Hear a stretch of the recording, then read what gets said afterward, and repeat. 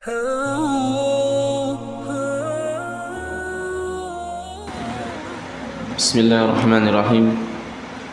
Assalamualaikum warahmatullahi wabarakatuh.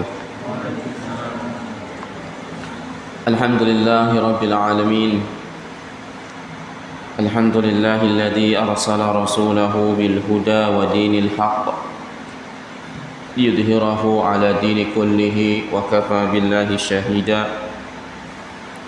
Ashhadu an la ilaha illallah wahdahu la syarika lah iqraran bihi wa tauhida wa ashhadu anna Muhammadan abduhu wa rasuluh sallallahu alaihi wasallama tasliman mazida. Amma ba'd. Allahumma alimna ma yanfa'una wa anfa'na bima 'allamtana wa zidna ilman. Allahumma inna nas'aluka ilman nafi'an wa rizqan thayyiban wa amalan mutaqabbalan.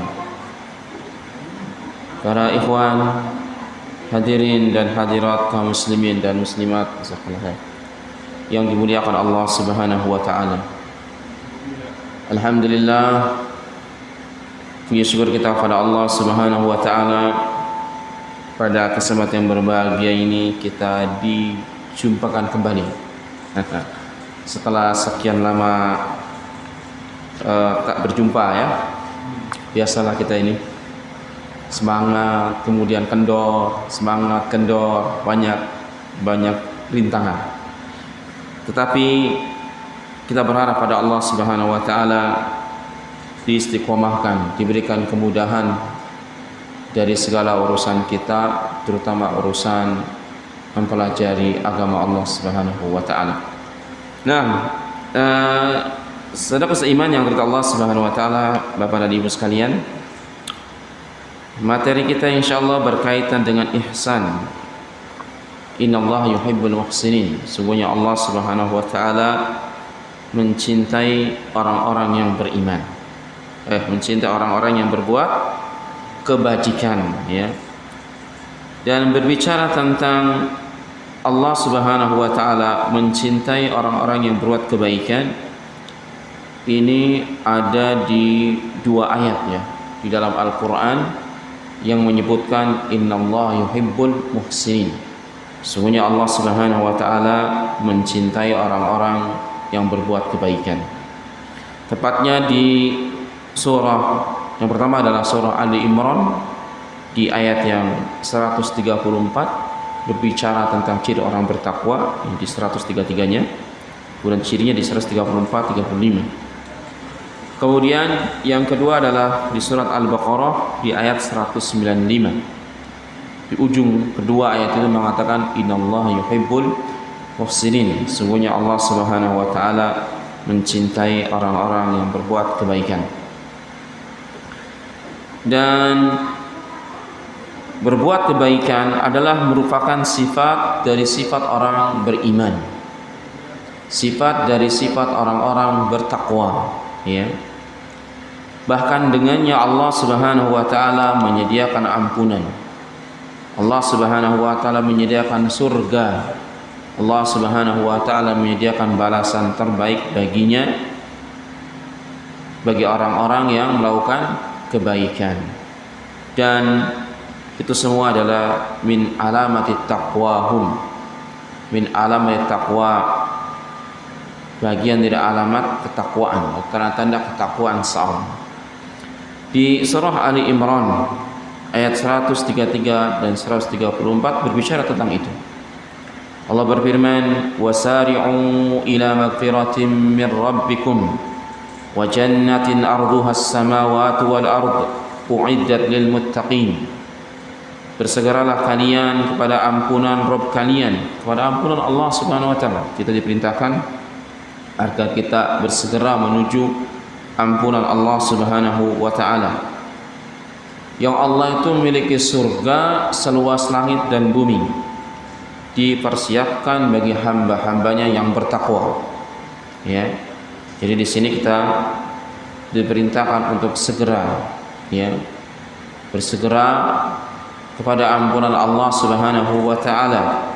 Dan ampunan Allah Subhanahu wa taala itu diraih dengan kita berdoa kepadanya, bahwa kita memohon ampun kepadanya sebagaimana para nabi dan rasul meminta ampunan Allah Subhanahu wa taala, ya, dimulai daripada ayahanda dan ibunda kita Adam dan Hawa. Rabbana zalamna anfusana wa illam taghfir lana wa tarhamna lanakunanna minal khasirin, dan seterusnya dari generasi kenabian sampai nabi kita sallallahu alaihi wasallam. Mereka semua minta ampun kepada Allah Subhanahu wa taala atas dosa-dosa yang dilakukan, iya kan? Atau yang kedua, bahwa seorang bisa saja diampuni oleh Allah Subhanahu wa taala dengan amal saleh, dengan melakukan kebaikan-kebaikan. Dengan melakukan kebaikan, baik kebaikan kepada Allah atau kebaikan kepada hamba, ini mendatangkan ampunan Allah Subhanahu wa taala selain mendatangkan cintanya. Dan juga bila Allah mencintai kita, pasti Allah Subhanahu wa taala akan mengampuni dosa-dosa kita. Ini kaidah. Bila Allah Subhanahu wa taala mencintai kita, maka Allah pasti mengampuni dosa-dosa kita, ya. Dan di sini nanti di ujungnya disebutkan innallaha yuhibbul muhsinin. Sesungguhnya Allah Subhanahu wa taala mencintai orang-orang yang berbuat kebaikan. Di ayat yang lain di surat Ali Imran juga Allah berkata kepada nabinya, "Qul in kuntum tuhibbunallah fattabi'uni yuhibbukumullah wa yaghfir lakum dzunubakum wallahu ghafurur rahim." Kata Allah Subhanahu wa taala, katakan Muhammad pada mereka semua itu, jika mereka benar-benar mencintai Allah, maka ikutilah aku Muhammad.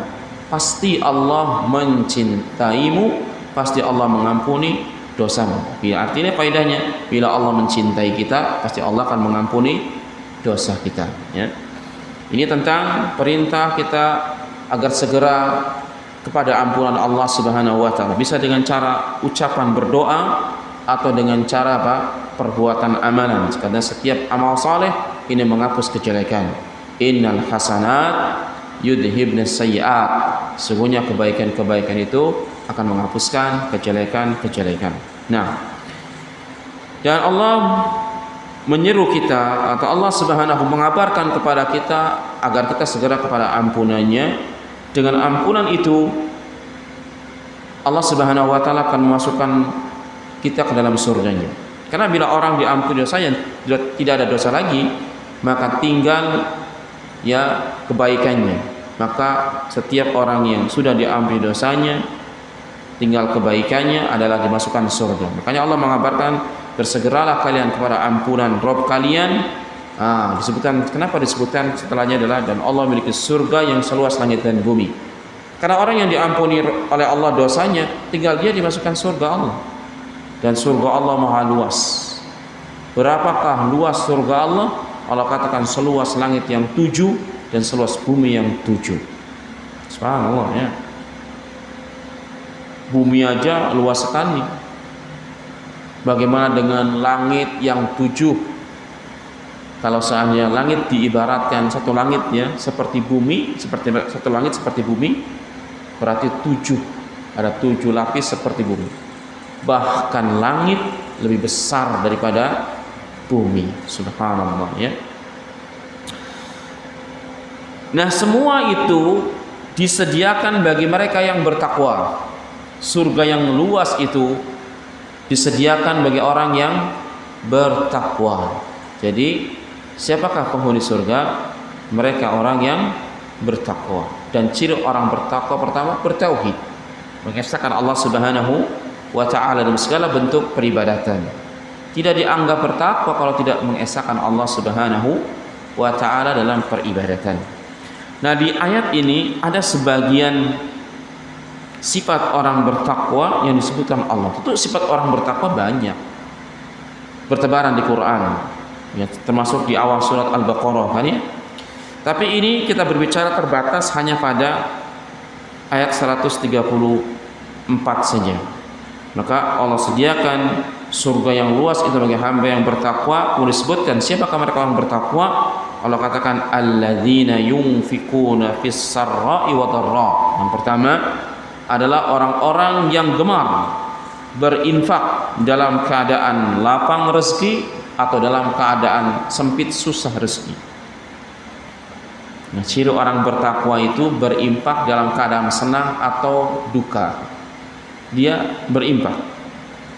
Wal kadhiminal ghaidha, dan orang-orang yang mampu menahan amarah, padahal dia mampu untuk meluapkan amarahnya, tapi dia tahan, maka ciri bagian orang bertakwa. Wal afina 'anil nas, dan orang yang mampu memaafkan atau mudah memaafkan kesalahan manusia kepadanya. Kemudian ujung ayat itu Allah katakan wallahu yuhibbul muhsinin, sesungguhnya Allah mencintai orang-orang yang berbuat kebaikan. Maka di antara ciri orang bertakwa adalah mereka yang melakukan apa? Kebaikan. Orang yang banyak melakukan kebaikan-kebaikan karena Allah Subhanahu wa taala mencintai mereka. Allah mengatakan innallaha yuhibbul muhsinin. Allah Subhanahu wa taala mencintai orang-orang yang berbuat kebajikan. Dan kebaikan itu adalah timbangan kebaikan itu syariat. Timbangan suatu dianggap baik itu bila diridhoi dan dicintai Allah Subhanahu wa taala. Bila mendatangkan keridhaan dan kecintaan Allah, maka itu adalah kebaikan. Bila sesuatu yang kita anggap itu baik tapi tidak mendatangkan cinta dan ridha Allah, maka itu bukan kebaikan yang sebenarnya. Nah, permasalahannya bagaimana kita tahu kalau Allah meridhai kita, kalau Allah mencintai kita? Bagaimana timbangannya? Maka ulama mengatakan timbangan kita mengetahui Allah mencintai dan meridhai adalah dengan menjalankan perintah dan meninggalkan larangannya. Ya kan? Jadi kita kapan dianggap dicintai Allah dan diridhoi Allah? Bila amalan kita ini sesuai dengan apa yang diperintahnya. Kita beramal sesuai dengan tuntutan Allah dan Rasul. Allah berkata demikian, Rasul berkata demikian, kita amalkan. Maka kita melakukan kebajikan dari si perintah. Atau kita meninggalkan sesuatu yang dilarang oleh Allah dan Rasul, maka kita telah melaksanakan kebajikan, tidak melaksanakan kemungkaran atau menahan diri dari kemungkaran. Dan perintah dan larangan Allah dan Rasulnya hanya ada dalam Quran dan hadis, hanya terdapat dalam kitabullah dan sunnah Rasulullah sallallahu alaihi wasallam. Artinya kalau kita beramal nih, menurut kita sudah baik gitu ya, tapi ternyata dicek, tidak ada asal usulnya dari Allah dan Rasulnya, maka itu bukan kebaikan. Itu prasangka kita bahwa kita adalah dalam kebaikan.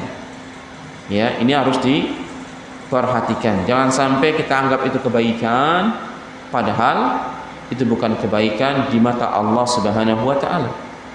Dan kita khawatir ada satu ayat dalam Al-Qur'an yang mengatakan wa qadimna ila amalin ma amilu faja'alnahu haba'an manthura. Kami akan pamerkan amalan yang dia amalkan di dunia, dan kami remukkan amal seperti debu yang berterbangan.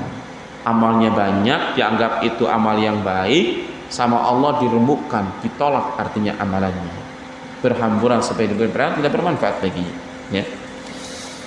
Ini kenapa Allah Subhanahu wa taala mencintai orang yang berbuat kebaikan. Ya, kalau Allah sudah mencintai seorang, maka dia akan mengampuni dosa-dosa kita. Nah, di antara kebaikan yang dengannya alamat takwa, yang dengannya adalah ciri orang bertakwa, yang pertama mudah bersedekah, mudah berinfak, mudah mengeluarkan hartanya di jalan Allah untuk kepentingan Islam dan kaum muslimin, baik dalam keadaan bahagia, baik dalam keadaan lapang rezeki, atau dalam keadaan sebaliknya, lagi menderita, lagi susah, dia bisa mengeluarkan hartanya di jalan Allah. Ini ciri orang bertakwa.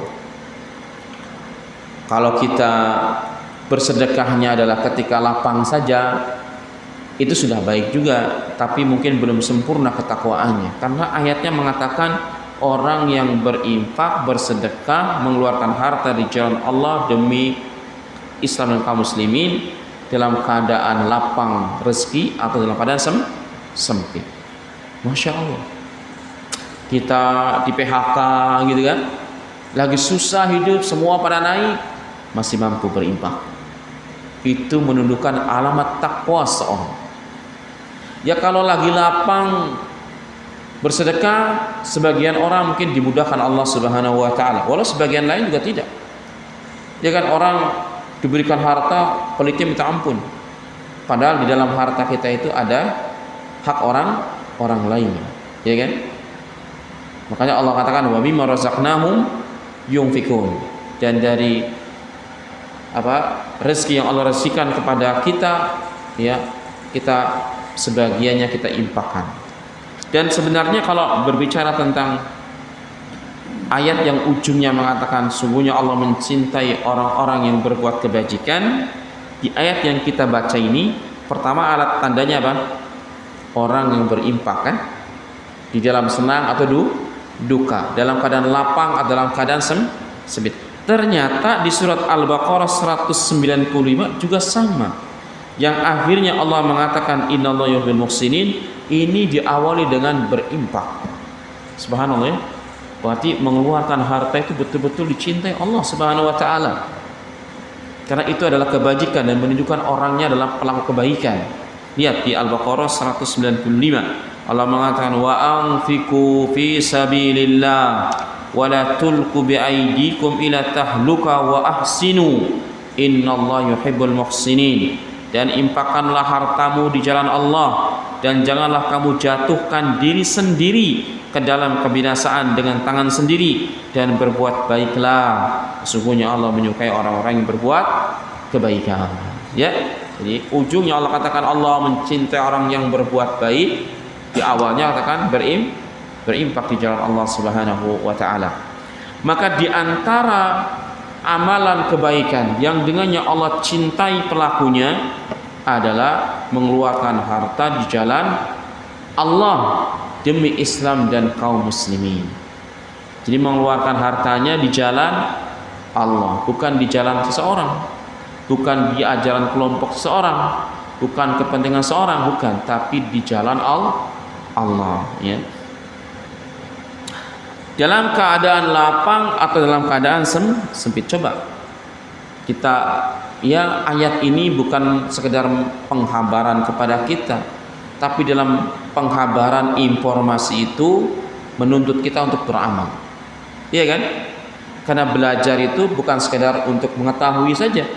Kita membaca Quran bukan sekedar tahu, bukan, tapi agar kita dipraktekkan, menuntut kita untuk mempraktekannya.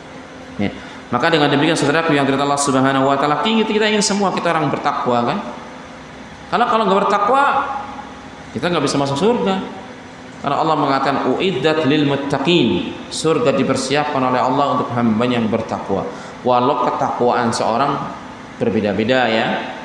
Kan takwa itu tidak sejenjang, ada yang lebih takwa, ada yang pertengahan, ada yang minim, tapi masih dikatakan takwa. Makanya orang yang dekat dengan Allah adalah yang paling bertakwa. Inna akramakum indallahi atqakum. Semuanya orang yang paling dekat dengan Allah yang paling bertakwa. Berarti ada takwa tapi tidak paling. Tidak lebih bertakwa, ya, bertakwa biasa. Nah, ala kulli hal yang pasti bahwa di antara ciri ketakwaan yang dengannya kita akan disebut orang yang takwa dan dicintai Allah, coba deh dalam keadaan susah kita keluarkan harta karena Allah Subhanahu wa taala. Jadi yang kita raih adalah agar kita mendapatkan predikat takwa. Adapun Allah nanti balas kita dengan rezeki yang lain atau tidak, itu bukan urusan kita. Jangan sampai kita bersedekah itu yang kita harapkan adalah dunia. Itu keliru. Bersedekah itu adalah agar kita mendapatkan predikat takwa, agar kita dibalas kebaikan oleh Allah berupa surganya kelak, bukan kontan di dunia, enggak. Kalau kita berbuat baik untuk akhirat, kemudian Allah berikan keutamaan di dunia, itu bonus saja. Ya, itu bukan bukan sesuatu yang harus dibanggakan. Karena dunia ini adalah bukan tempat yang sesungguhnya daru kenikmatan. Kalau Allah berikan di dunia, maka itu bonus dari Allah kepada kita, alhamdulillah. Bila tidak, memang kita minta di akhirat kelak, ya. Jangan kayak sekarang, ya kan, sedekah 10 kali lipat. Kalau pegang 10 miliar, berimpak dong 1 miliar.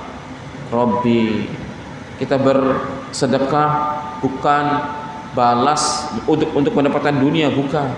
Kita bersedekah untuk mendapatkan keridhaan Allah. Kita bersedekah untuk meraih ketakwaan. Kita bersedekah agar kita bisa masuk surga.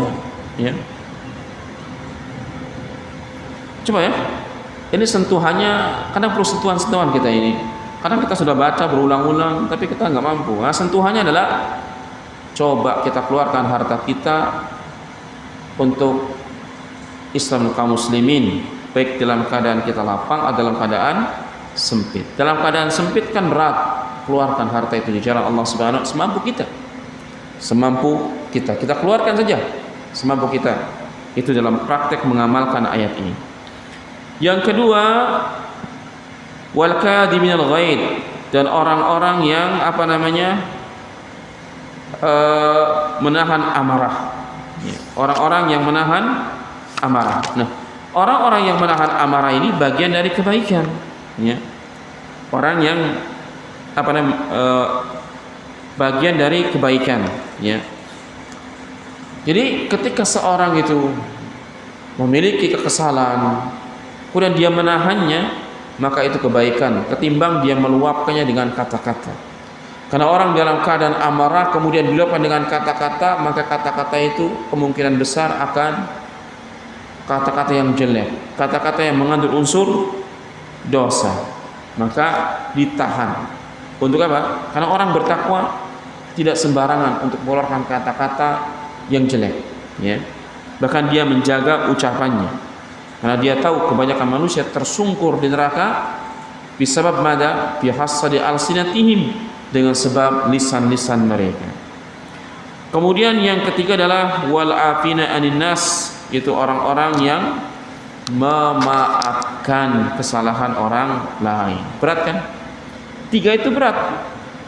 Ketiga itu berat. Makanya Allah sebutkan tiga saja, tapi itu perkara yang berat. Kalau kita mampu melaksanakan ketiga ini, insya Allah yang lainnya dimudahkan Allah Subhanahu wa taala.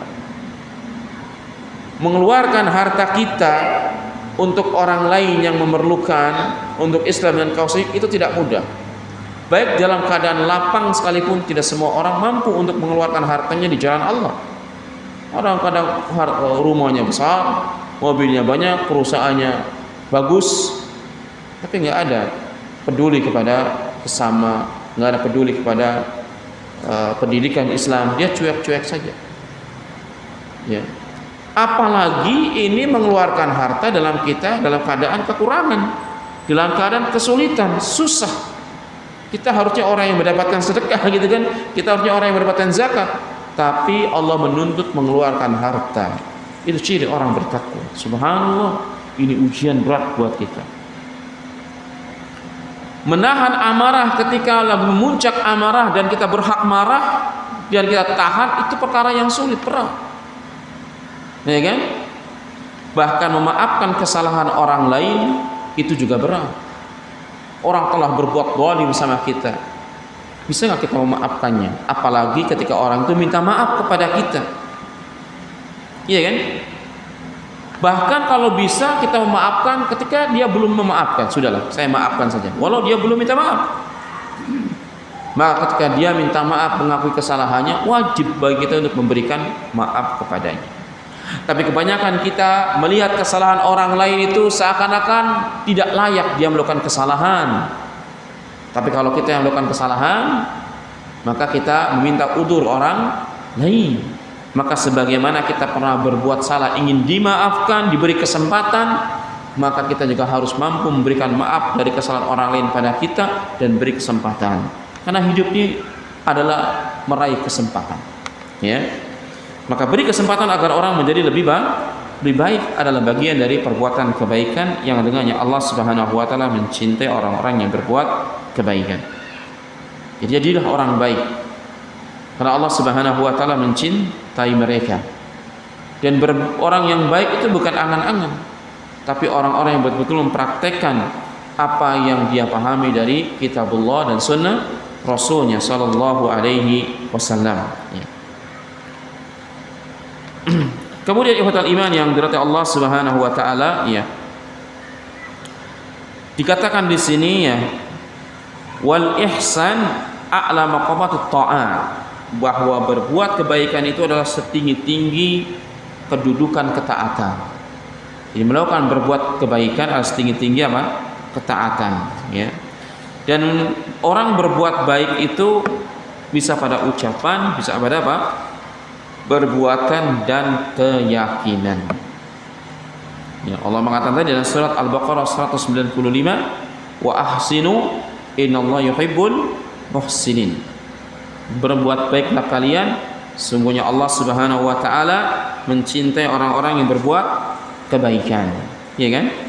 Nah, kebaikan itu ada pada tiga tempat. Baik dalam keyakinan, baik dalam ucapan, dan baik dalam perbuatan.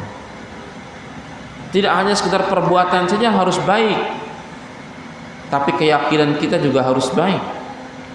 Dan keyakinan itu adalah pondasi dari amalan seseorang. Kita berucap, kita berkata dengan benar sehingga dinilai kebaikan oleh Allah, itu karena bermuara, bercokol, ya, pondasinya adalah hati. Pondasinya adalah keyakinan hati. Bila keyakinan hatinya adalah keliru, maka ucapan dan perbuatannya adalah keliru. Walau orang anggap itu adalah kebaikan, tapi tidak baik di hadapan Allah Subhanahu wa taala karena terlahir dari keyakinan yang salah, ya. Makanya kita segala sesuatu perbaiki dulu keyakinannya, sehingga ucapan itu betul-betul baik bersama perbuatannya, ya. Juga di surat Al-Baqarah ayat 83 kita secara khusus diperintahkan untuk berkata kepada manusia berkata yang baik. Allah katakan wa qulu linnasi husna, dan berkatalah kalian kepada manusia dan perkataan yang baik, ya. Perkataan yang baik adalah perkataan yang mengandung unsur ibadah. Perkataan yang baik adalah perkataan yang tidak mengandung unsur dosa. Perkataan baik adalah perkataan yang mendekatkan diri orang dengan ucapannya itu kepada Allah Subhanahu wa taala. Seperti amar ma'ruf nahi munkar, ini bagian dari ucapan yang baik. Nasihat, ucapan yang baik. Berdakwah, ngajak orang ke ajaran yang benar, ini ucapan yang baik. Sampai Allah mengatakan, "Wa man ahsanu qawlan mimman da'a ila Allah wa 'amila shalihat." Adakah orang yang ucapannya lebih baik dari ucapan orang yang menyeru manusia ke jalan Allah dan dia beramal saleh? Jawabannya tidak ada. Tidak ada ucapan yang lebih baik dari ucapan orang yang mengajak manusia kepada Allah Subhanahu wa taala. Nah, ini bagian dari apa? Kebaikan. Jadi dakwah, mengajarkan ilmu pada orang, ya. Apapun ilmu yang diajarkannya selama itu bermanfaat, terutama bagi agamanya, bagi akhiratnya, maka itu bagian dari ucapan yang baik, dan ucapan itu dicintai oleh Allah Subhanahu wa taala sampai Allah mengatakan wa man ahsanu qawlan mimman da'a ila Allah. Adakah ucapannya lebih baik dari ucapan orang mengajak manusia di jalan Allah Subhanahu wa taala? Bahkan tadi kan ayat berapa? Al-Baqarah 83 secara khusus Allah memerintahkan kita berucap kepada manusia ucapan yang baik. Nah, sekarang Allah Subhanahu wa taala memerintahkan kita untuk berbuat yang baik. Ya. Ini ada di dua surat. Yang pertama di surat Al-Kahfi ayat 7, yang kedua di surah Al-Mulk ayat 2. Allah mengatakan di surah Al-Kahfi ayat 7, "Inna ja'alna ma'alal ardi zinatan laha linabluwahum ayyuhum ahsanu amala." Sesungguhnya kami jadikan apa-apa yang di muka bumi itu sebagai perhiasan bagi mereka, linabluwahum, untuk menguji mereka, ayyuhum ahsanu amala, siapakah di antara mereka yang lebih baik amalannya. Amalan yang baik. Di Al-Baqarah 83 Wa qulu lillahi husna. Berkatalah kepada manusia dengan ucapan yang baik. Di Al-Kahf ayat 7 perintahnya apa? Beramal yang baik. Jadi Allah mengatakan, sesungguhnya kami telah menjadikan bumi ini dengan segala mahligai keindahannya. Karena bumi ini adalah cerminan keindahan surgawi, walau tidak sebanding, ya kan? Tapi secara makna ayat-ayat itu ada semua yang disebutkan di surga ada di bumi, walau hakikatnya berbeda. Karena kalau di surga itu tidak ada kesengsaraan. Kalau dunia itu ada kenikmatan, ada kesengsaraan. Karena Allah Subhanahu wa taala memiliki 100 kenikmatan. Allah memiliki 100 kenikmatan, dan satu kenikmatan itu adalah bumi. Satu kenikmatan itu adalah bumi. Berarti 99-nya di mana? Di surga. Ya, tentu tidak sama ya, tapi ada kenikmatan itu. Ya, ada sungai-sungai di surga, juga ada sungai-sungai, ada buah-buahan, juga ada buah-buahan. Ya. Nah, saudara mengatakan, Allah katakan, sesungguhnya kami ciptakan bumi itu dengan segala mahligai keindahannya, dihiasi bumi dengan keindahan-keindahan, ya kan? Dan kita merasakan bagaimana keindahan bumi. Ya. Tujuannya apa? Linabluwahum, untuk menguji mereka. Ayyuhum ahsanu amala, siapa di antara mereka yang paling baik amalannya. Jadi ketika kita terpukau dengan panorama yang indah, ciptaan yang indah, mestinya kita itu apa? Sadar dan takut kepada yang menciptakan. Siapa yang menciptakan keindahan ini? Gitu mestinya, ya. Kemudian setelah itu kita ada ketakutan, kemudian kita ada kecintaan kepadanya, ya. Ada ketajuban dengan penciptanya, barulah kita akan beribadah kepadanya. Kemudian dalam beribadah mesti sebaik-baik peribadatan. Ahsanu amala, siapa yang baik amalannya. Terlebih-lebih di surah Al-Mulk ayat 2 Allah mengatakan, "Walladzi khalaqal mauta wal hayata liyabluwakum ayyukum ahsanu amala." Dialah Allah yang telah menciptakan kematian dan kehidupan untuk menguji kalian, siapakah di antara kalian yang paling baik amalannya. Kata Al-Fudail Ibnu Iyad Al-Qadi, seorang hakim Fudail bin Iyad, beliau mengatakan, ahsanu amala, yang paling ayyukum ahsanu amala, siapakah yang lebih baik amalannya di antara kalian, adalah akhlasuhu wa aswabuhu. Maksudnya amalan yang baik itu ada dua karakternya, mesti ada dua-duanya. Yang pertama dikerjakan karena ikhlas, yang kedua dikerjakan sesuai dengan sunnah Rasul sallallahu alaihi wasallam. Bahkan beliau melanjutkan ucapannya, innal amala idza kana khalisan wa lam yakun sawaban lam tuqbal, wa kadzalika idza kana innal amala idza kana sawaban wa lam takun khalisan lam tuqbal hatta ay yakuna khalisan wa sawaban, khalisan lillahi subhanahu wa ta'ala wa sawaban li muwafaqati sunnati Rasulillah sallallahu alaihi wasallam. Beliau mengatakan, sesungguhnya amalan itu bila dikerjakan dengan ikhlas tapi tidak benar tata cara melaksanakannya, maka tidak diterima amalan itu oleh Allah. Begitu juga amalan bila dikerjakan dengan benar tata caranya tapi tidak ikhlas, juga tidak diterima oleh Allah sampai terkumpul keikhlasan dan benarnya amalan. Ikhlas karena Allah saja niatnya, benar sesuai dengan sunnah dan tuntunan Rasulullah sallallahu alaihi wasallam. Nah itu ya, kenapa disebutkan ayyukum ahsanu amalan, siapakah di antara kalian yang paling baik amalan. Paling baik amalan itu bukan paling banyak amalannya, bukan.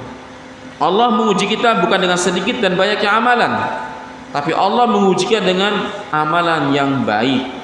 Bagaimana sih amalan yang baik itu? Amalan yang terkumpul dua syarat. Ikhlas dalam niat untuk Allah, tidak untuk yang lainnya. Yang kedua, tata cara dalam melaksanakan ibadah kepada Allah sesuai dengan tuntunan Rasulullah sallallahu alaihi wasallam. Paham ya kira-kira ya? Seperti itu. Ya. Nah, saudara kaum muslimin dan muslimat yang dimuliakan Allah Subhanahu wa taala, ya. Bahkan Syekhul Islam Ibnu Taimiyah rahimahullah dalam Majmu' al-Fatawa, beliau mengatakan bahwa ibadatuna ila Allah Subhanahu wa taala yanbani ala asasaini azimain. Ibadah kita itu kepada Allah Subhanahu wa taala dibangun dengan dua pondasi yang agung. Jadi kita beribadah kepada Allah ada dua rumusannya, ada dua kaidahnya. Yang pertama kata beliau ala na'budu ilallah. Yang pertama tidaklah kita beribadah kecuali hanya kepada Allah saja. Ini makna ikhlas. Ya kan? Ikhlas itu kan orang beribadah hanya kepada Allah. Ini kan? Yang kedua wa alla na'budallah illa bima syara'a bi Muhammadin sallallahu alaihi wasallam. Dan kita pun tidak akan pernah beribadah kepada Allah kecuali dengan syariat Muhammad sallallahu alaihi wasallam. Ini makna sunnah, makna sesuai dengan sunnah. Sawaban, benar. Ya. Jadi tidak cukup ikhlas saja karena Allah, tapi ibadah kita itu harus sesuai dengan ibadah Rasul. Kalau sholat harus bagaimana? Sholat kita kayak sholat Rasul. Oh, kita kan tidak melihat Rasul, tapi kan Rasul punya peninggalan. Peninggalan Rasul adalah ilmu, dan pewarisnya masih hidup. Siapa? Para ulama telah menulis, dicetak berulang-ulang tulisannya dalam kitab yang berjilid-jilid. Setiap kurun waktu ada ulama banyak, ya. Maka mereka yang akan terus melanggengkan ucapan Nabi sallallahu alaihi wasallam. Karena Rasul mengatakan, "Shallu kama ra'aitumuni usalli." Salatlah kalian sebagaimana kalian melihat aku salat. Rasul mengatakan, "Khudu anni manasikakum." Ambillah oleh kalian tata cara haji kalian. Ya. Kan kita kalau salat kenapa takbir dulu, kenapa ruku? Kenapa nggak ada yang menyelisihi? Karena memang Rasul begitu. Artinya kan turun temurun, artinya ilmunya Rasul terjaga. Kita kalau haji atau umroh kan tata caranya seperti itu. Nah, itu dijaga oleh para ulama, begitu mengajarkan sebagaimana Rasulullah dulu mengajarkan kepada para sahabatnya. Sahabat yang ngajarin para tabi'in terus sampai kita pada hari ini. Ya. Nah, dibaca agar kita tidak keliru dalam ibadah kita kepada Allah Subhanahu wa ta'ala, ya. Nah, ini ya sudah dijelaskan tadi apa itu kebaikan dan apa itu yang disebut Allah mencintai kebaikan. Ada perintah khusus kebaikan dalam ucapan, ada perintah khusus kebaikan dalam amalan. Jadi yang namanya kebaikan itu bisa kepada kebaikan ucapan, baiknya amalan, bahkan yang utama adalah baiknya keyakinan. Selamatnya dan baiknya seorang dalam berucap dan berkeyakinan, berucap dan beramal itu karena diawali dari baiknya keyakinan. Maka mari kita perbaiki keyakinan kita, maka Allah akan mudahkan baiknya ucapan dan perbuatan kita, sehingga kita mendapat predikat orang-orang yang berbuat kebaikan, yang itu tanda daripada orang-orang yang bertakwa. Dan sudah jelas Allah mencintai orang-orang yang berbuat kebaikan. Bila Allah mencintai orang-orang yang berbuat kebaikan, berarti makna sebaliknya Allah murka dan membenci orang-orang yang berbuat kejahatan. Saudaraku seiman, kaum muslimin dan muslimat yang dirahmati Allah Subhanahu wa taala, kita lanjutkan pelajaran kita di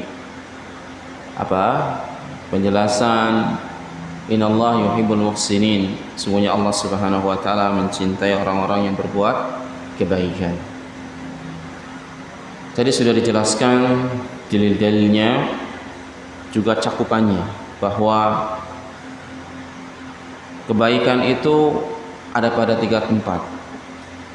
Baik secara keyakinan, baik secara ucapan, baik secara perbuatan.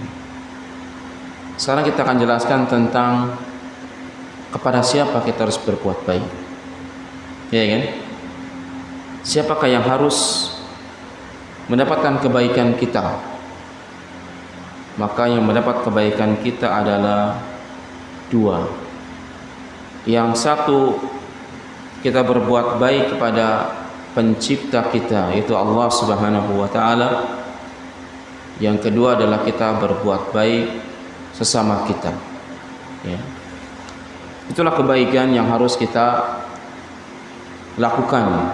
Itulah kebaikan yang harus ada pada diri kita. Kita berbuat baik sesama kita dan kita berbuat baik dengan pencipta kita. Berbuat baik kepada Allah Subhanahu wa taala selaku pencipta kita adalah dengan cara mentaati hukumnya. Ya, ridha dengan hukumnya dan ridha dengan takdirnya. Jadi kita akan dikatakan orang yang baik oleh Allah ketika ada ketaatan kepadanya. Ada ketaatan kepada Allah Subhanahu wa taala. Kita tidak akan dikatakan baik di hadapan Allah walau mungkin baik dengan hamba. Ya, kalau kita diperintahkan kita enggan melaksanakan. Kalau Allah larang justru kita lakukan, maka ini orang tidak baik kepada Allah Subhanahu wa taala. Contoh yang paling mudah adalah Allah perintahkan kita salat 5 waktu. Kira-kira kita mendatangi salat 5 waktu itu atau tidak? Bila kita mendatangi salat 5 waktu itu karena kita tahu itu perintah Allah dan kita melaksanakannya, maka kita ada kebaikan dengan Allah Subhanahu wa taala. Walaupun kebaikan yang kita lakukan kepada Allah itu tidak menguntungkan Allah sama sekali. Allah tidak rugi dengan kekufuran seorang hamba dan Allah juga tidak merasa beruntung dengan ketaatan seorang hamba. Tapi kita selaku makhluk, demikianlah kita berbuat kepada pencipta kita. Ya, hendaklah kita mentaatinya. Dan ketaatan itu akan mendatangkan kecintaan Allah Subhanahu wa taala. Dan bila Allah telah mencintai kita, maka Allah akan mengampuni dosa-dosa kita. Maka Allah akan mencintai kita, mengampuni dosa kita, dan akan menjaga kita dari nerakanya. Ya, ini diantara keuntungan orang-orang yang dicintai Allah Subhanahu wa taala. Jadi yang pertama yang harus kita perlakukan baik adalah pencipta kita. Tentu memperlakukan pencipta kita tidak sama seperti kita memperlakukan hamba. Mesti kita taat, ada ketaatan kepadanya. Timbul rasa cinta yang dalam kepadanya. Cinta dengan apa yang dicintainya. Cinta dengan perintah-perintahnya, kan gitu. Juga menghadirkan rasa takut kepada Allah Subhanahu wa taala bila kita melakukan pelanggaran-pelanggaran, bila kita melakukan dosa-dosa, ya takut akan azabnya. Bagian daripada sifat orang beriman, takut akan azab Allah Subhanahu wa taala. Dan kita juga harus memiliki rasa berharap, roja, rasa berharap. Berharap akan diterima amalan kita, berharap kita diberikan kemudahan dalam menempuh perjalanan hidup ini, berharap agar kita mendapatkan surga Allah dan seterusnya. Maka ketiganya, cinta, takut dan berharap itu harus ada dalam setiap ibadah kita. Harus ada dalam setiap ruang lingkup kegiatan kita. Karena ketiganya adalah rukun ibadah. Cinta, takut dan berharap itu rukun ibadah. Bahkan Al-Imam Abdurrahman bin Mahdi itu menggambarkan rukun ibadah yang 3 tadi, cinta, takut dan berharap, itu seperti seekor burung. Ya. Wal mahabbatu ra'suhu, maka rasa cinta itu kepala burung itu. Wal hauqu janahul yumna, sedangkan rasa takut adalah sayap sebelah kanan. Wal rajau janahul akhar, sedangkan rasa berharap itu adalah sayap sebelah kirinya. Burung itu akan terbang bergerak leluasa bila ada kepalanya, bila ada kedua sayapnya. Apabila salah satunya tidak ada, maka dia tidak akan bisa terbang lepas. Kalau seekor burung tanpa kepala, mati dia. Karena cinta puncak daripada rukun itu. Kalau seandainya seorang ada kepala, burung itu ada kepalanya, tapi salah satu sayapnya sakit atau tidak ada, tidak berfungsi, maka tidak akan bisa terbang sampai dua-duanya, bukan? Maka itulah gambaran seorang apabila hilang satu dari rukun ibadah tadi, bisa pincang dia di hadapan Allah Subhanahu wa taala atau mungkin tidak diterima oleh Allah Subhanahu wa taala. Ya. Maka Tentu kita seorang hamba harus berbuat baik kepada pencipta kita dengan mentaatinya, dengan menjauhi larangannya. Adapun yang kedua, berbuat baik kepada hamba. Berbuat baik kepada hamba adalah dengan cara tidak menyakitinya dengan lisan atau perbuatan, mudah menolongnya, dan berwajah manis, berwajah berseri-seri, berwajah menenangkan ketika berjumpa dengan orang lain. Jadi 3 itu saja seorang akan dikatakan baik ya kepada sesamanya, tidak menyakitinya, mudah menolong, dan bertemu dalam keadaan menyenangkan. Wajahnya wajah yang senang lah. Kalau kita ketemu dia, oh kayaknya bersahabat.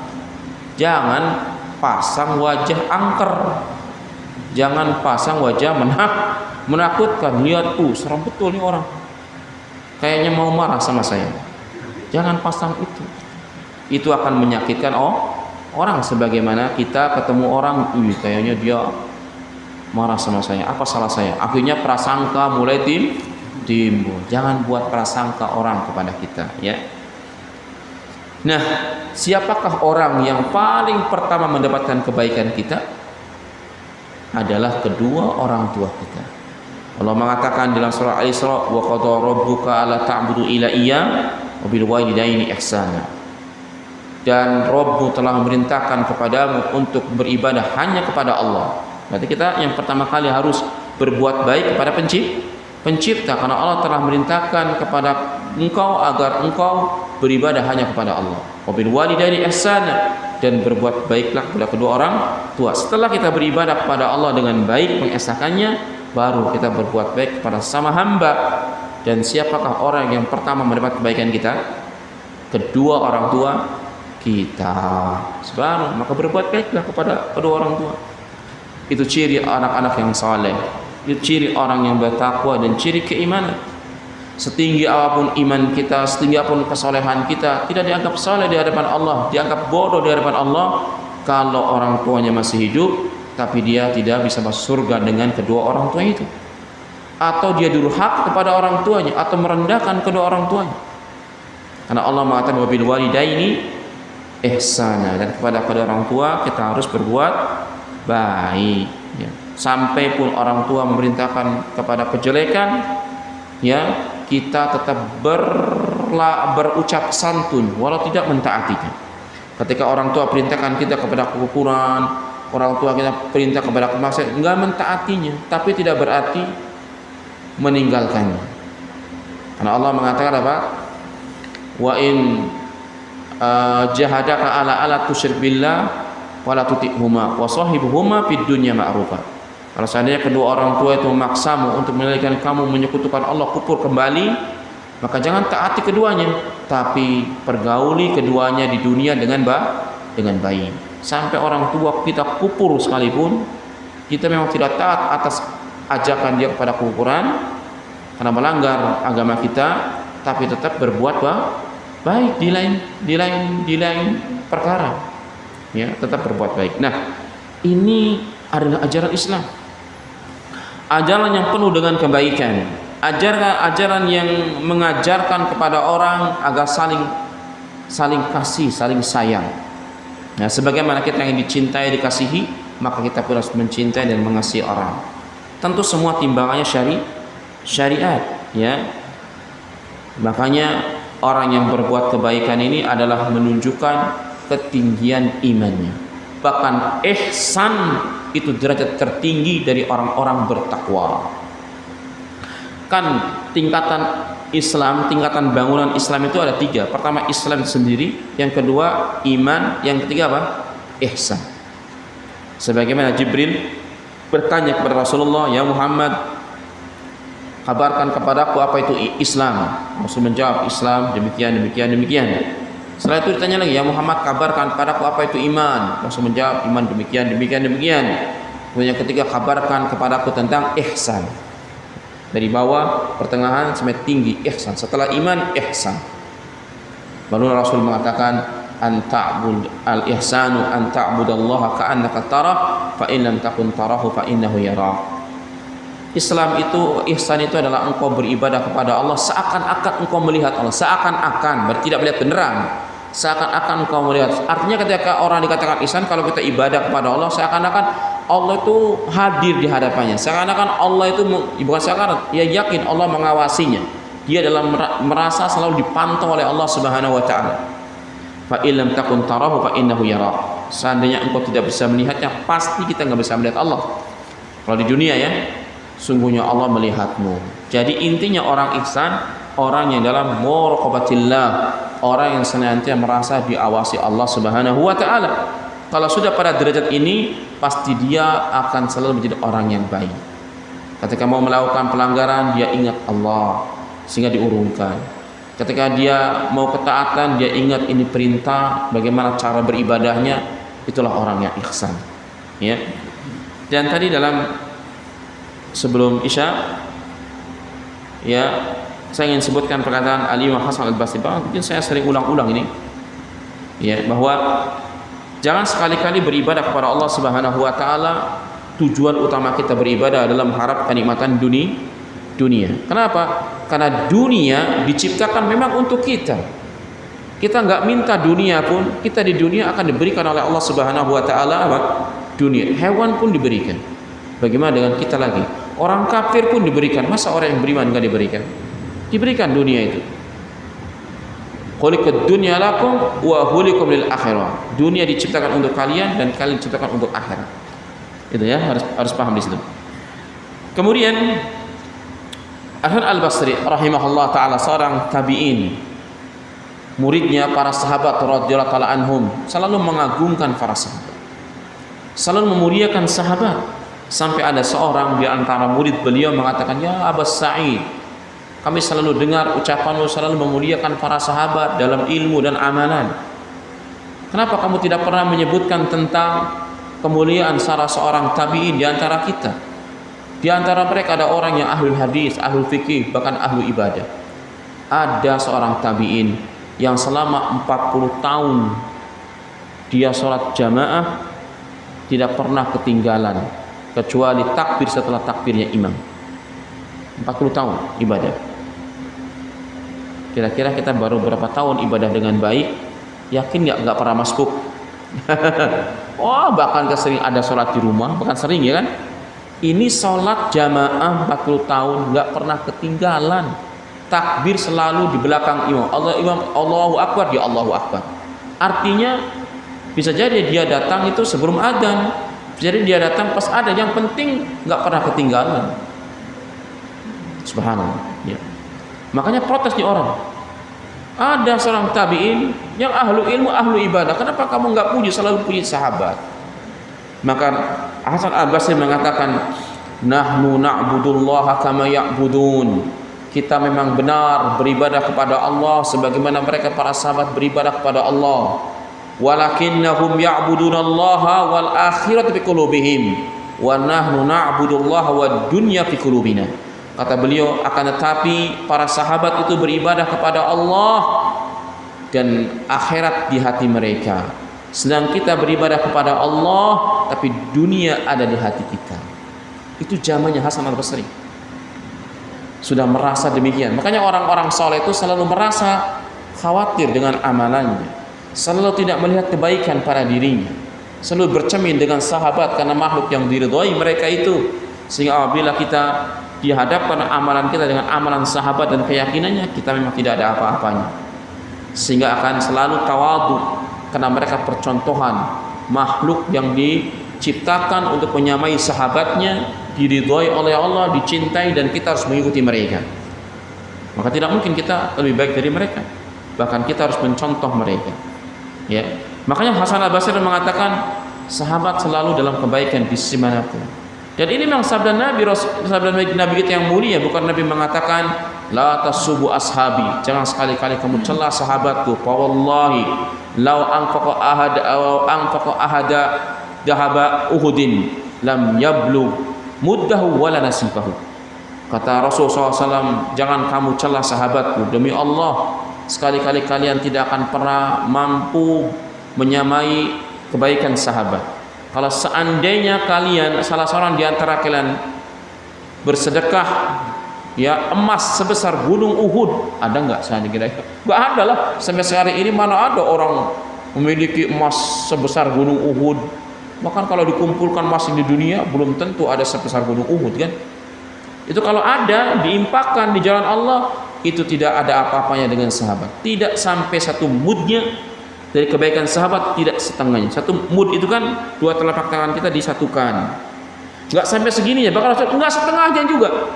Subhan, enggak sampai setengah kebaikan sahabat. Jadi, ya kita ini remeh dibanding dengan keimanan amal sahabat. Makanya mereka jadi percontohan bagi umat setelahnya, ya. Nah, saudaraku yang dirahmati Allah Subhanahu wa taala, ini di antara keutamaan sahabat. Apa? Beribadah sungguh-sungguh kepada Allah, tapi dunia cukup di genggaman, tapi tidak pernah masuk di hati. Itulah orang yang mulia. Tapi kita ini nggak pernah genggam dunia. Kita nggak miliki dunia artinya. Tapi dunia sudah dihadirkan di hati. Merugi betul kita ini. Selalu angan-angannya dunia, padahal dunia nggak kita miliki. Ya kan, kita ini hidupnya selalu dunia, menghayal dunia, karena hatinya penuh dengan dunia.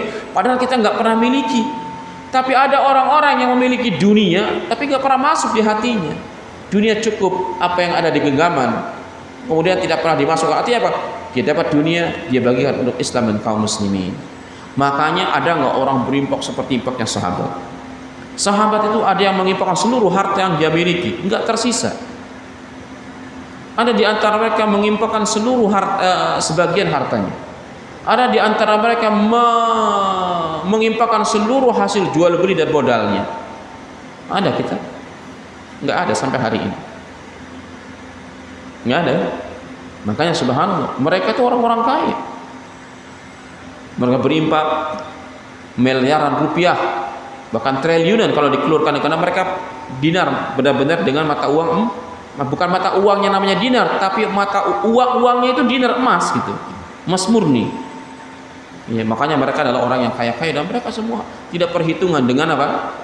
Dengan sedekah mereka, karena mereka mengharap keridhaan Allah Subhanahu wa taala. Kenapa mereka mampu mengimpakkan sebagian besar dan terus-menerus mereka berimpak? Karena nggak pernah masuk di dunia dalam hatinya, sehingga Allah bukakan dunia kepada mereka.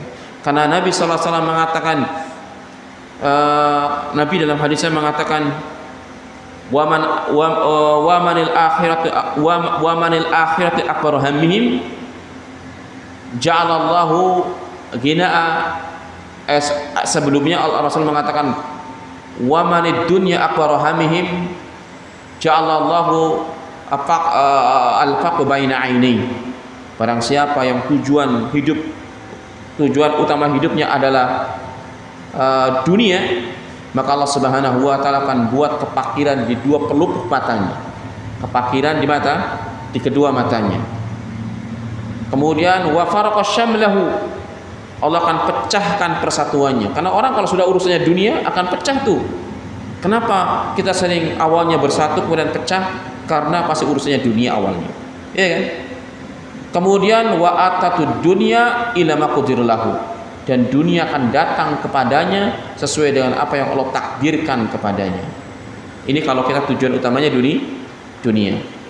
Tapi hadis berikutnya Rasul mengatakan, wa manil akhirati akbaru hammihi, barang siapa yang akhirat tujuan utama hidupnya, ja'alallahu al-ghina'a fi qalbihi, maka Allah akan buat kekayaan, kecukupan di hatinya. Kalau kepakiran, kekurangan di mana? Di mata. Sedangkan kecukupan di mana? Di hati. Karena kalau orang yang tujuan dunia selalu lihat orang punya ini, oh kurang, nggak pernah mensyukuri. Tapi kalau orang merasa cukup, hatinya cukup sudah. Karena hakikat kehidupan hati. Makanya orang yang mati hatinya telah mati sebelum kematiannya. Kemudian wajah ma'asyamlahu, Allah akan kumpulkan persatuannya. Kalau orang masalahnya akhir dan mereka ikhlas, apa yang membuat mereka berpecah? Sudah ikhlas karena Allah, selesai. Kemudian wa atatud dunya raghima, dunia akan didatangkan dengan menghinakannya. Dunia datang sendiri. Dan ini percontohnya adalah sahabat. Sahabat itu tidak pernah masukkan dunia dalam hati mereka, tapi mereka memiliki dunia. Genggaman mereka dunia. Bukan hanya kekayaan, seluruh negeri ditaklukkan oleh mereka. Tidak ada satu negeri yang berani menentang mereka kecuali dihinakan oleh Allah Subhanahu wa taala. Negeri mana yang tidak dikuasai oleh Islam dan kaum muslimin? Ya, dua imperium besar Romawi dan Roma tumbang di tangan kaum muslimin. Ya kan? Negeri Mesir, negeri kenabian dan negerinya para parain, negerinya Firaun ditumbangkan oleh Amr bin As. Sebab negeri Maroko, Tunisia sebelah sana itu ditumbangkan oleh Uqbah bin Amir, kalau tidak salah ya. Subhanallah, sahabat. Persia ditumbangkan di masa Umar bin Khattab di bawah pemimpinan komando Sa'ad bin Abi Waqqas, tumbang. Akhirnya pun sampai ke kita mengenal Islam, dunia ada di tangan kaum muslimin. Kemudian melemah karena kaum muslimin menjauhi agamanya, sehingga dia tidak tahu mana kebaikan, mana keburukan. Kadang keburukan dia anggap kebaikan, kebaikan dia anggap keburukan. Yang seperti ini bagaimana kita akan sampai derajat ihsan? Bagaimana kita akan mendapatkan predikat Allah mencintai orang-orang yang berbuat kebaikan? Karena kebaikan masih abu-abu di mata kita. Maka saudaraku yang dirahmati Allah Subhanahu wa taala, mudah-mudahan kita adalah orang-orang yang berusaha selalu berbuat kebaikan. Sekecil apapun kebaikan jangan pernah meremehkan. Sekedar menyuguhkan segelas air itu kebaikan. Karena Allah mengatakan, Rasul mengatakan, la tahtaqiranna minal ma'rufi syai'an. Nanti di Bulughul Maram itu disebutkan oleh Rasul, dimuat oleh Ibnu Hajar Asqalani, la tahtaqiranna minal ma'rufi syai'an. Jangan kamu meremehkan kebaikan sedikit pun. Ya, jangan meremehkan kebaikan itu. Karena dengan kebaikan bisa jadi, dan kebaikan itu Allah mencintai kita. Ya, berbuat baiklah kepada orang, bahkan dengan senyum saja itu sudah bagian dari sedekah.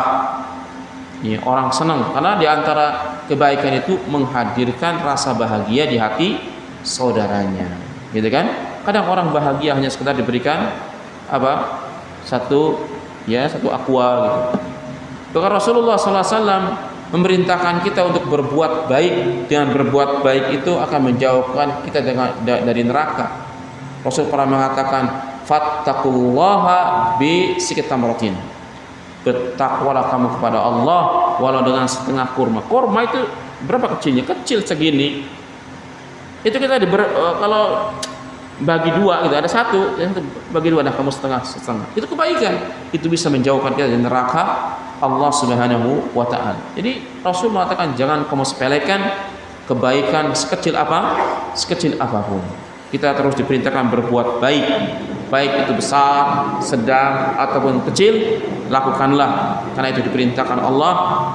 Ya, Allah mencintai orang-orang yang berbuat kebaikan. Dalam Al-Baqarah 195, wa ahsinu innallaha yuhibbul muhsinin. Berbuat baiklah kalian, sungguhnya Allah mencintai orang-orang yang berbuat kebaikan. Bagian dari kehidupan orang adalah dalam keberkahan adalah di mana dia berada bermanfaat bagi orang sekelilingnya. Ya kan?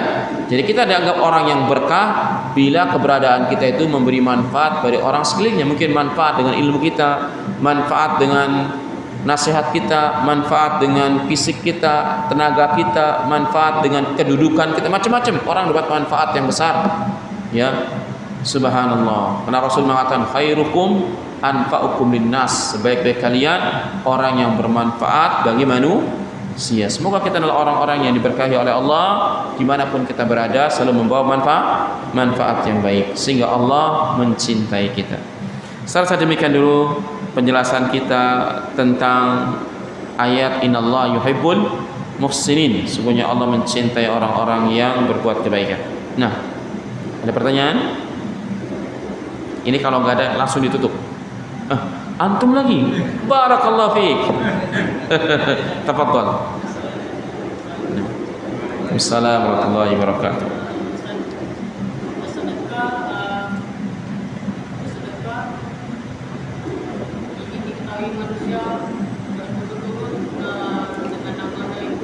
Bersedekah ingin diketahui manusia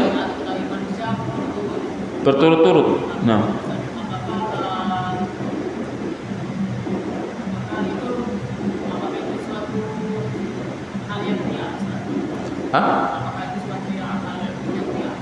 ria. Nah, bisa iya bisa tidak, bisa baik bisa buruk. Jadi ketika seorang menampakkan sedekahnya kepada orang lain agar orang melihatnya, bisa saja dia dalam kebaikan, bisa dia dalam keburukan. Tergantung niat dia. Makanya Rasul mengatakan innamal a'malu binniyat wa innamal likulli imri'in ma nawa. Jadi setiap amalan itu tergantung niatnya, ya kan? Artinya bahwa kalau dia menampakkan kepada seorang adalah dia mengimpakkan itu, memotivasi orang lain untuk bersedekah. Dengan dia bersedekah, orang bersedekah, memberikan contoh, maka itu kebaikan baginya. Niatnya adalah untuk itu, dan dia tidak butuh pujian, dia tidak butuh penghargaan orang. Tapi dengan dia memulai bersedekah, kemudian orang ikut mengikuti dia. Makanya ini termasuk dalam hadis man sanna sunatan hasanatan falau ajrul fa'ilihi. Barang siapa mensunahkan sunnah yang baik, maka dia adalah mendapatkan pahala orang yang melaksanakannya tanpa mengurangi pahala orang yang melaksanakan, gitu kan? Tapi kalau niatnya agar orang tahu dia beramal adalah ingin mendapat pujian, ingin dikatakan dia adalah orang yang ahlu sedekah, orang yang dermawan, maka itulah riya. Itulah yang ditakuti oleh Nabi kepada sahabatnya. Rasul mengatakan akhakum wa akhwafu alaikum syirkul asghar. Perkara yang paling aku takuti pada kalian wahai sahabatku adalah syirik kecil. Qalu wa ma syirkul akbar ya Rasulullah. Mereka bertanya, syirik kecil itu apa ya Rasulullah? Qala arya, amalan ingin dilihat orang. Jadi, niat itu mempengaruhi sekali. Niat itu kemana niat kita? Dan niat yang saleh dan niat yang tidak saleh kelihatan dari dohirnya. Kalau orang yang ikhlas itu tidak butuh pujian dan cemooh orang, tidak berlaku baginya. Dia kalau sudah jelas kesolehannya ini beramalan dari syariat, lakukan saja. Sama kan ketika kita sholat jamaah itu kan nampak oleh orang, tapi kita melaksanakannya bukan karena pujian bulan dan alam, tapi datang untuk panggilan Allah, pasti kita nampak kan. Itulah bedanya ya, niat. Tapi kalau orang Masya Allah dalam amalan yang dinampakkan itu adalah karena ingin mendapat pujian orang, penghargaan orang agar dikatakan dan itu, itulah riya. Itulah riya. Maka selalu jaga amalan kita, selalu jaga niat kita, karena amalan itu tergantung niatnya. Orang itu dikatakan baik. Kata Mutarab bin Habib, beliau mengatakan salahul qalbi bisalahil amali wassalahil amal bisalatin niyah. Baiknya hati kita dengan baiknya amalan kita. Jadi kita ini dikata hati yang baik kalau tercermin amalan yang baik. Hati yang baik itu akan dipancarkan dengan amalannya baik. Kalau amalannya buruk, dia mengatakan yang penting hati saya baik. Apanya yang baik? Orang amalannya buruk kok mengatakan hatinya baik, keliru. Hati baik itu dinampakkan dengan amalan yang baik. Orang dikatakan hatinya baik ketika dohirnya baik. Sedangkan amalannya diterima atau tidak diterima itu tergantung nih niat dia. Makanya 3 ekosistem tadi, hati, amalan, dan niat ini harus sejalan. Dan itu bukan mudah. Perlu ilmu, butuh latihan. Sudah ilmu, butuh latihan. Karena keikhlasan, kebaikan itu butuh dilatih. Seorang tidak akan menjadi orang yang ahli sedekah sampai kita melatih diri, memaksakan diri bersedekah awalnya. Lama-lama Allah mudahkan untuk menjadi ahli sedekah. Begitu kita tidak mampu sholat jamaah, kan banyak orang tidak mau sholat jamaah. Kenapa? Karena tidak memaksakan dirinya, tidak mau melatih dirinya untuk hadir di majelis. Kalau dia paksakan sekali, 2 kali, mungkin Allah berikan iman, Allah berikan keistiqomahan dan kenikmatan dia berada di masjid. Bukankah kita tahu khairul baqa'i fid dunya al-masajid, sebaik-baik tempat di muka bumi adalah masjid. Kenapa kita tidak mencintai masjid? Kenapa kita jauh dari masjid? Bahkan kadang kita bangun masjid sebegah-megahnya, kemudian kita tinggalkan masjidnya. La haula wala quwwata illa billah. Nah, saudara yang dari Allah Subhanahu wa taala, itu ya di antaranya. Allahu a'lam. Ada lagi? Fadhal. Masya Allah. Ini udah antum cukup nggak pulang-pulang saya nanti. Fadhal, satu lagi. Udah 3 nih. Nah.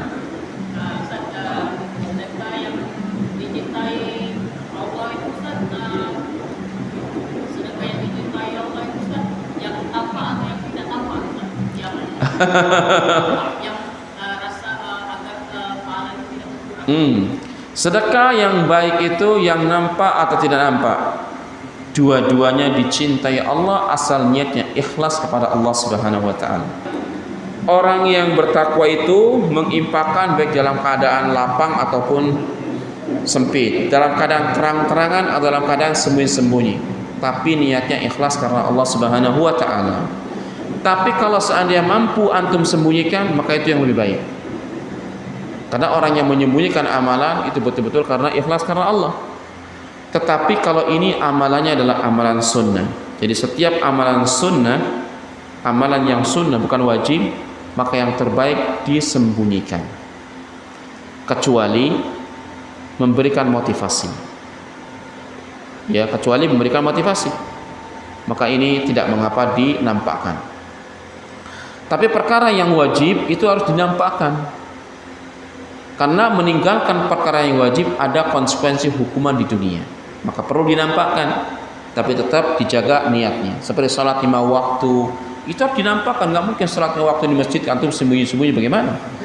Harus terang-terangan. Kalau antum pakai apa namanya, pakai tempat yang tidak orang, jadi ngapain orang? Ya kan? Karena konsekuensinya kalau tegak negeri Islam nih ya, orang yang nggak sholat jamaah itu ditangkap, dipenjara. Kayak kami di Saudi itu ada namanya polisi amar ma'ruf nahi mungkar. Ada istilah polisi amar ma'ruf nahi mungkar. Pakai pakaian biasa, tapi kepolisian, polisi.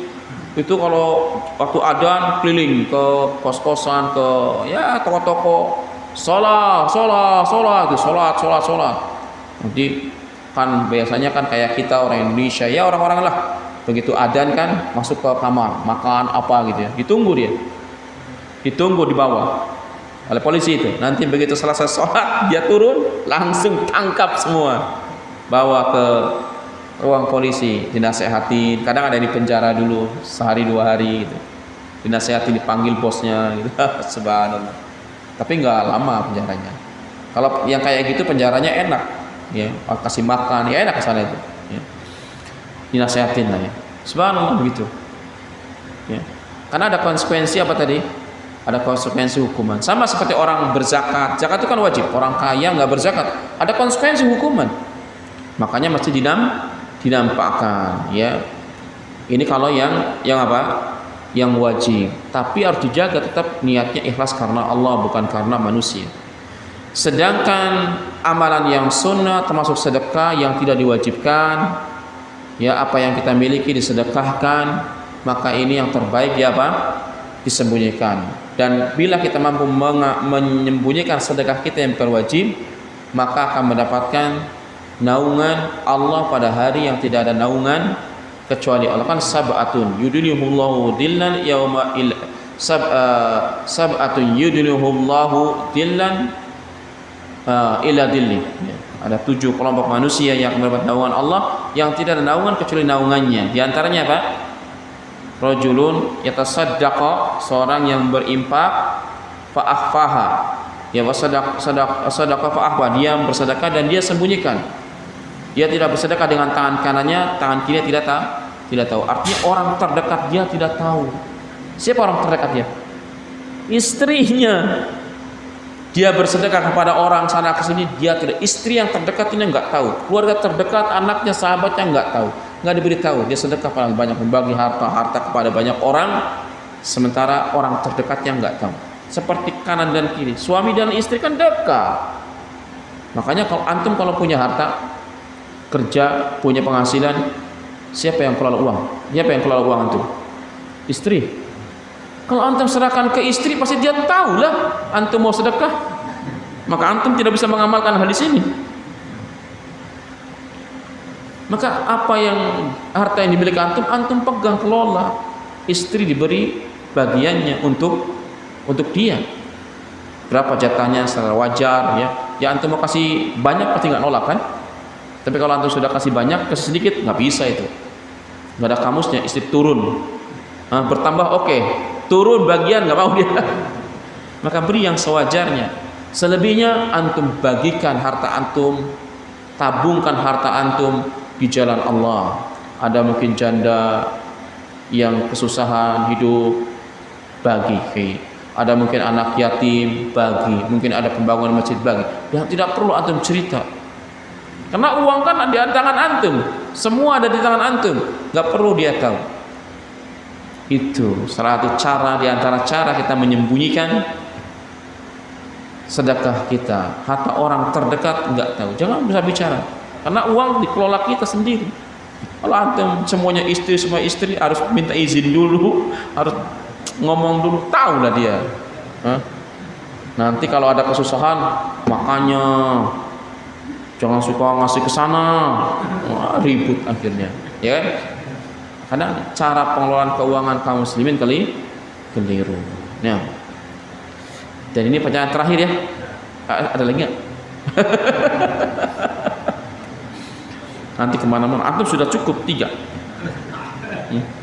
Masya Allah. Alhamdulillah. Dengan pertanyaan jadi hidup suasana. Taklim itu memang gitu, harus ada soal jawab. Kalau nggak ada kayaknya seperti masakan tanpa garam gitu kan, tak sedap. Tapi kalau banyak pertanyaan pusing juga.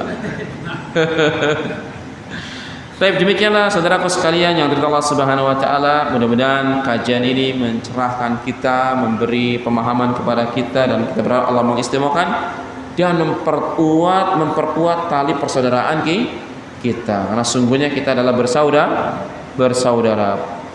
Istima'ul jasad yuqawwiyu istima'ur ruh ismul qalbi. Pertemuan badan-badan kita ini menguatkan persatuan hati kita. Kalau ingin kita terus bersatu hati-hati kita, maka dekatkan badan-badan kita. Karena kedekatan badan menunjukkan kedekatan hati. Aqulu qouli hadza wa astaghfirul azim. Subhanaka wa hamdik, asyhadu an la ilaha illa anta, astaghfiruka wa atubu ilaik. Wassalamu alaikum warahmatullahi wabarakatuh.